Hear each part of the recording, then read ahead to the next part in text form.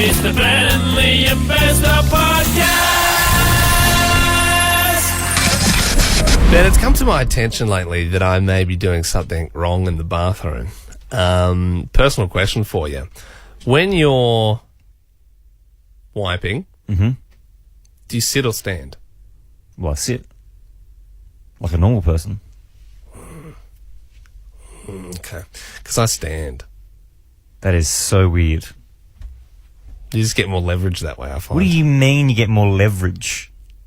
I don't know. I've just always done it that way. I just don't know. How can I put this delicately, Liam? When you stand up, the shop closes.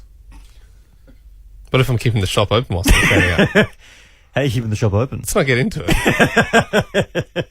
Because you can't close. Yeah. But what I would say is that when you're sitting down, the shop is open, but there's very narrow roads leading to the shop and there's a lot of traffic along the way, and you wouldn't want to have a prang on your way out, would you? Liam, I totally agree with you. Would you get what I mean? I totally agree. So that's what I've always thought. Here's the thing, though. Once you know the roads to take, it's much more effective. But what if you're wearing like long clothing or something like that? You know, What do you like mean? I don't What's know. that got to do with it? I don't know. You seem a bit unsure. Yeah, because I feel a bit weird. It's just one of these That's things. a weird method. It feels like quite personal, but I wouldn't mind doing a bit of a snap poll just to find out if I'm completely alone here. I didn't even think it was that weird until I saw a meme saying it was the worst thing ever. Like people who do that, like, you know, are freaks. And I was like, oh my God, that's me. Like, I do that. Why don't we find out? Do you stand or do you sit? 13 24 10. Give us a buzz. Brittany, what do you do? Definitely sit. Never crossed my mind to stand. Yeah, me too. Hey, you should try it sometime. Tony, sit or stand? I've actually been converted, mate. When I was growing up, I was standing, and then I got a wife or partner, and I didn't want her walking in on me while I was standing, so I was just converted to sitting. And is it better? I think it's better to stand. Yeah. Okay. You get more. There's more access. There's more access. Just for the sake of the poll, mate, are you voting for sit or are you voting for stand? Go for stand, man. I'm voting stand. Good. I'm Even though you're Thanks, sitting. Tony. No, we need the numbers. We need everything we can get. Belinda, sit or stand? Hi, Ben and Liam. I half and half. What do you mean? A deep squat? Well, it's more like a stand, I would say. So there's more. Would you say there's more pressure in your feet or on your thighs? On my feet. Okay, that's a stand. It's technically a stand. Scott, sit or stand? What a bunch of weirdos. You've got to sit down. Yeah, you got to okay. sit. Yeah, I mean, well, David, we go. don't need it. It's Doesn't done. even matter. It's done now. Why don't we do this? We get a microphone. We both try each other's method, and tomorrow we play the results. I don't know if that'll float. Will let us do that. Peace up, Pod Town. Now, our producer, Andy, has done himself a mischief. He's a little hard of hearing. Andy! Hey, Andy! Andy, come to the mic. Yeah, you, come to the microphone. You are currently deaf in your right ear. That's right.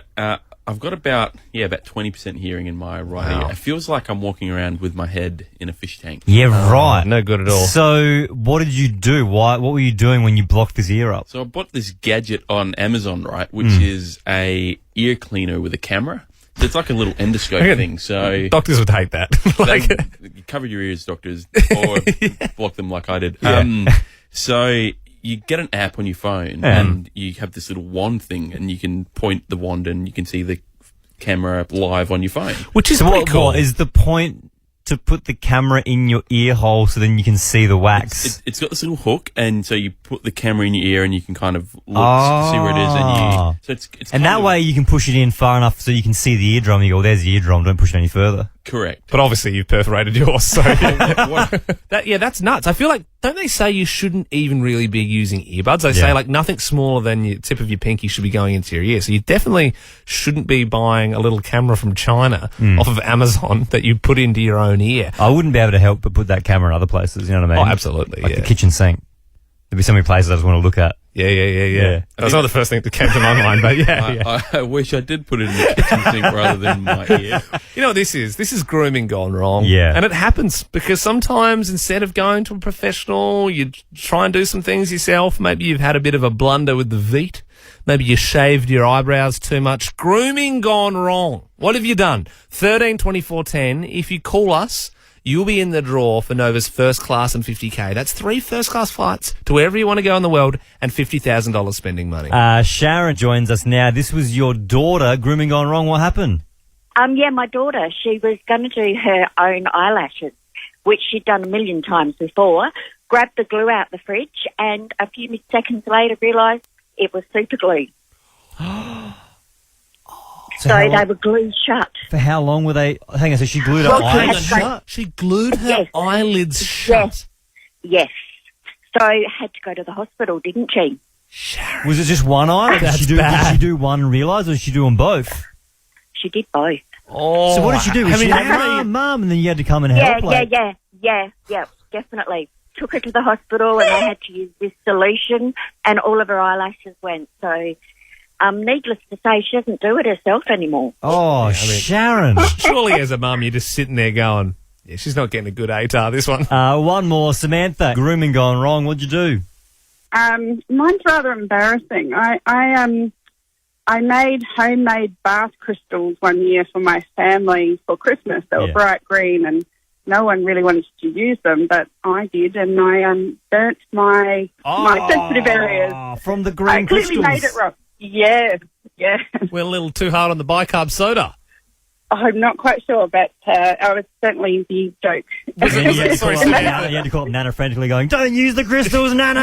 Wait! I'd given it to my 90-year-old Nana, so thank goodness. No. Samantha, thank you very much. Ben and Liam, it's like dopamine for your ears. Our next guest is one of this country's finest comedy veterans. He's been on stages and screens for more than a decade, earning him a gold Logie. But he may be most well known for hosting ABC's Hard Quiz, which he's now bringing live on tour. Please welcome Tom Gleeson. Let's chat.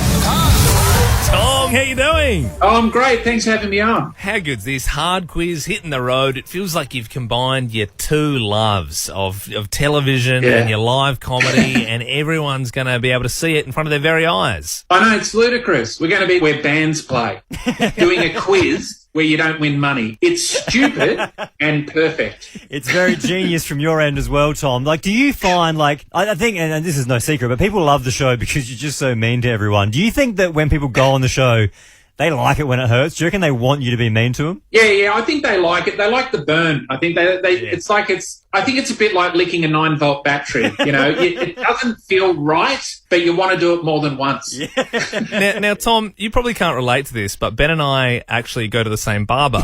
And all right. You haven't been to one in 20-odd years now. But yeah, I do just trim my own hair. And, everyone was talking about the hazards of lockdown and all that. And I was like, nah, business as usual over here, buddy. Well, our barber has actually applied for Hard Quiz. And he told us this like 2 years ago, it feels. And every time we get a haircut, like every month or so, we're like, hey, you been on Hard Quiz yet? And he's like, no, they're going to call me back soon. And we thought, great, what we'll do is we'll get our barber Tim in. He's in the other room now. He doesn't actually know you're on. And we want to do an impromptu Hard Quiz with him. Does that sound good? Yeah, that sounds good. Bring in barber Tim. Come on in, Tim. How you doing, Tim? Head over to that microphone over there. G'day, gentlemen. G'day, mate. And as you can see, we have got Tom Gleeson himself. If you put those headphones on, you can say hello to the great man. Tim. G'day, great man. Oh, g'day. How are you, Tim? Now, okay, so welcome to Hard Quiz. We're on. Tonight we're joined by Tim, barber, expert subject, Jeff Buckley. G'day, Tim. How are you? Good, thank you, Tom, and yourself. I'm well, thank you. How's your barbering business going? It's going all right, mate. A little bit slow at the moment, but such is life, so. What's the first question you ask your, I was going to say contestants, I mean customers. Do you, do you lead with the icebreaker, been busy? Nah, I normally would start with, what did you have for lunch or what are you having for dinner? I love talking about food. That's pretty good. Well, maybe we should ask people from now on, if you're on Hard Quiz, what would the expert subject be? That could be a good Don't you worry, I've asked plenty of people. Look, I've even got a little bit of intro here. Now, Tom, mate, I don't want to step on your toes. You're the expert here. I'll let you take over the game show if you would like. All right. Well, welcome to the expert round. If you're right, you get 5 points. Wrong, I take 5 points from you. The rest of you can steal at any time to get double points. Okay. Let's start with Tim and his expert subject, Jeff Buckley. It's a bit weird because no one can steal, but anyway, I was trying to do the hard business. I get it. I appreciate All it. right, here we go. First question in your set. What are Jeff Buckley's parents' first names? Tim and Mary. Really? You got that? That's impressive. Whoa. Very good. Wow. Well done. I thought you might know Tim because Tim Buckley was a musician as well. I didn't know you'd get married, but anyway, here we go. Next question. Name one of the 2 songs by the Smiths that Jeff Buckley is famous for covering. I Know It's Over. Oh. Correct. Well, 2 from 2. Very good. Next question. The biggest single from Jeff Buckley's famous album Grace is Last Goodbye. Name one of the other songs from that album that was released as a single. So Real. Correct! Oh. All right, one more question. Go Is for it. Jeff Buckley alive? Oh, that's a bit of a sad one, isn't it, Tom? Yeah, I just wanted to remind you that your hero's dead. Anyway, thanks for coming on the show. Tim Barber, thank you for coming in. Absolute pleasure. You smoked it, mate. And Mr. Tom Gleeson, thank you so much. Thanks for playing. Ah! Liam Pod Men Cast. Wait, I said that wrong. Ben and Liam Podcast. NCIS, it's one of the longest running TV shows in the US. There's 19 seasons of it now. It's a lot of crime. A lot of crime. I've never really been a massive fan myself. There is bulk spin-offs. There's NCIS Los Angeles. They've got NCIS New Orleans, NCIS Hawaii. And now they're making NCIS Sydney, which is exciting, but I also think we've been shafted a bit there because Sydney gets everything, right? Yeah, there's a lot of crime here. Yeah. I mean, don't we get paid out all the time in Adelaide for being like the murder capital? Mm-hmm. Be a perfect spot for an NCIS. But I don't think we're dead in the water, Ben, because obviously there's CSI as well, and there's CSI Vegas, there's CSI Miami, which is pretty popular. What about CSI Adelaide? So what are we looking at here, Mullins? One victim dead, the other with severe burns to the left side of the body. Oh, I thought we were in Prospect, not Burnside.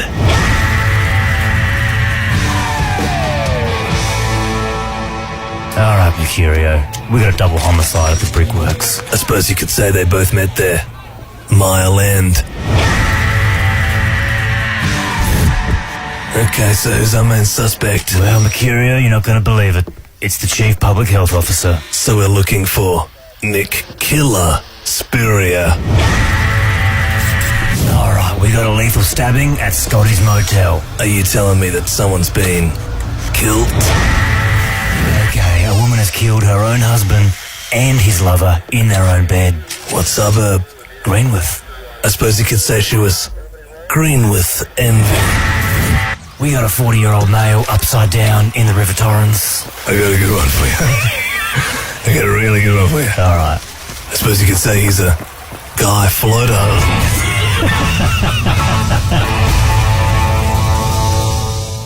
Here's another bit of curry. We were just joined by the wonderful Tanya Hennessy. She's got a new podcast out, Hennessy's Hotline, and she was explaining how it's not like radio because a lot of the topics she's doing you wouldn't be able to do on radio. But, we gave her some ideas. She gave us some ideas, and there's one that I think, even though it's a bit naughty, we love it so much we want to do it. Well, yeah, we said to her, hey, let's trade some ideas, and we loved all of them, but this one, I think, stood out. I don't even know if we'll get any calls for it, but this was her idea. What's your connection to a murderer? If